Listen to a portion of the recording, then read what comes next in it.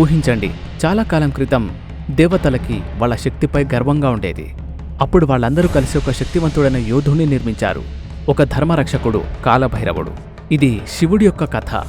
అప్పుడాయన ఎలాంటి రూపాన్ని కలిగి ఉన్నాడంటే, ఒక సాధారణమైన మనుషులనే కాకుండా ఆ బ్రహ్మకి కూడా వినయం గురించి పాఠం నేర్పించాడు. అప్పుడు కాశీకి సంబంధించిన బాధ్యతంతా బ్రహ్మకు అప్పగించారు. దాంతో బ్రహ్మ లోపల ఎలాంటి అహంకారం పుట్టిందంటే, దాంతో అతనికి ఏమనిపించిందంటే, ఈ భూమి, మనుషులు మరియు చాలా సృష్టించాడు, వీటన్నిటికీ కర్తని నేనే అనిపించింది ఆయనకి. దాంతో ఆయన బ్రహ్మాండం యొక్క నియమాన్నే మర్చిపోయాడు. కాబట్టి దేవుళ్ళని రక్షించాల్సిన ఆయన ఆ అధికారాన్ని దురుపయోగం చేయడం మొదలుపెట్టాడు. అతని అహంకారం ఎంతగా పెరిగిపోయిందంటే, ఆయన శివభగవానుడి కంటే గొప్పవాడిగా అనుకున్నాడు.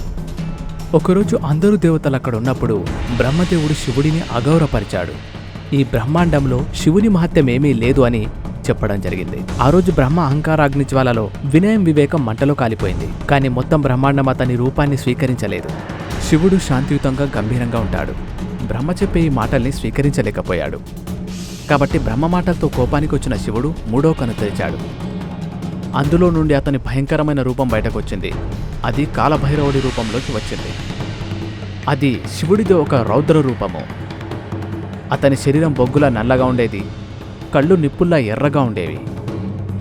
మరియు అతని చేతుల్లో ఎలాంటి త్రిశూలం ఉందంటే, అది కాలచక్రాన్ని సైతం తిప్పగలదు.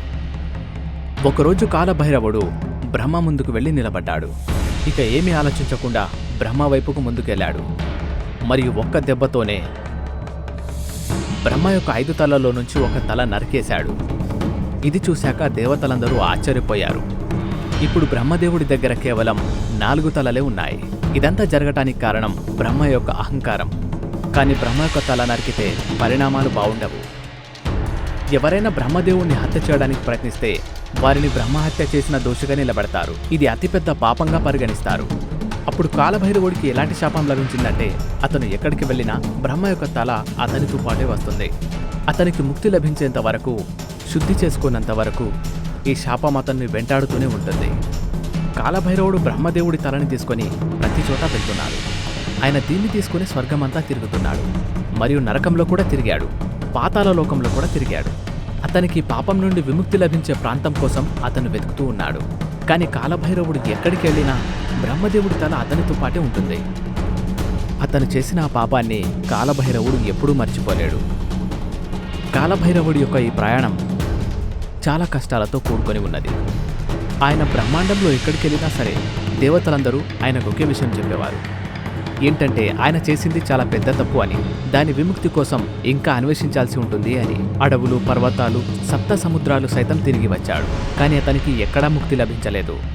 చివరికి అతను ఈ భూమిపైన గల పవిత్రమైన స్థలం కాశీకి చేరుకున్నాడు. అయితే ఆ ప్రాంతంలో శివభగవానుడి ఆధిపత్యం ఉంది. కాలభైరవుడు కాశీకి చేరుకోగానే ఒక విచిత్రమైన సంఘటన జరిగింది. ఇన్ని రోజులుగా తన చేతికి అతుక్కుపోయిన బ్రహ్మదేవుని యొక్క తల ఒక్కసారిగా మట్టిలో కింద పడిపోయింది. అతనికి బ్రహ్మహత్య పాపం నుండి విముక్తి లభించింది. చివరికి కాలభైరవుడికి శాంతి లభించింది.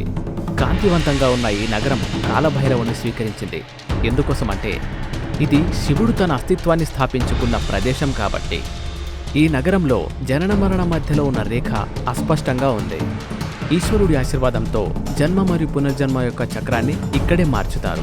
కాలభైరవుడు చేసిన ఈ త్యాగానికి మహాదేవుడు చాలా సంతోషపడ్డాడు. దాంతో కాలభైరవుణ్ణి కాశీనగరానికి సంరక్షకుడిగా నియమించాడు. అప్పటి నుండి కాలభైరవుణ్ణి కాశీనగరానికి సంరక్షకుడిగా భావిస్తారు. కాలభైరవుడి అనుమతి లేకుండా ఎవరు కూడా కాశీనగరంలోకి రావటం కానీ పోవటం కానీ చేయరని చెప్తూ ఉంటారు.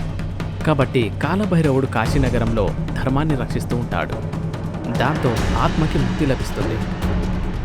కాలభైరవుణ్ణి శివుడి యొక్క ఉగ్రరూపంగానే కాకుండా ఒక రక్షకుడిగా కూడా స్వీకరించారు. ఎవరైతే ధర్మం కోసం అంకితమవుతారో వారు కాలభైరవుడి సంరక్షణలో ఉంటారు. ఎవరైతే ధర్మం నుండి దారి తప్పుతారో వారు కాలభైరవుడి యొక్క కోపాన్ని చూడాల్సి ఉంటుంది. అక్కడ భైరవుడు ఉండటం ఆ ప్రాంతానికి మరింత ఆధ్యాత్మికతను సూచిస్తుంది మరియు కాశీని శక్తివంతంగా మారుస్తుంది. ప్రపంచంలోని ప్రజలందరూ ఇక్కడ తీర్థయాత్ర చేయడానికి వస్తూ ఉంటారు.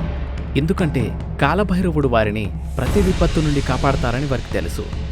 ఎవరైతే కాలభైరవుని పూజ చేస్తారో వారికి పాప విముక్తి లభిస్తుందని చెప్తుంటారు.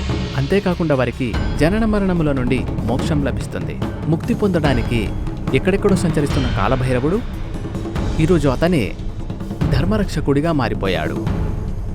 అతని భయంకరమైన రూపాన్ని చూసి దేవతలు కూడా భయపడ్డారు. అలాంటి కాలభైరవుడు కాశీవాసుల కోసం శాంతికి ప్రతిరూపంగా నిలిచాడు. కాలభైరవుడి యొక్క ఈ కథ మనకు బ్రహ్మాండం యొక్క సమతుల్యం గురించిన కథ గుర్తుకు చేస్తుంది. అక్కడ ఎంత సర్వశ్రేష్టంగా ఉన్నా వినయంతో ఉండాలి. కాలభైరవుడి ద్వారా శివుడు ఏం చెప్పదలుచుకున్నాడంటే ఈ బ్రహ్మాండంలో అహంకారానికి ఎలాంటి చోటు లేదు అని, దేవతలు కూడా ధర్మాన్ని అనుసరించాల్సిందే అని. కాబట్టి మీరు ఎప్పుడైనా కాశీ గురించి ఆలోచిస్తే మీరు అక్కడున్న సంరక్షకుడి గురించి కూడా ఆలోచించాలి. ఆయన ధర్మం దారిన నడిచే వారందరికీ ఒక దారి చూపించాడు. ఈ వీడియో గనక మీకు నచ్చినట్లయితే వెంటనే లైక్ చేయండి, షేర్ చేయండి.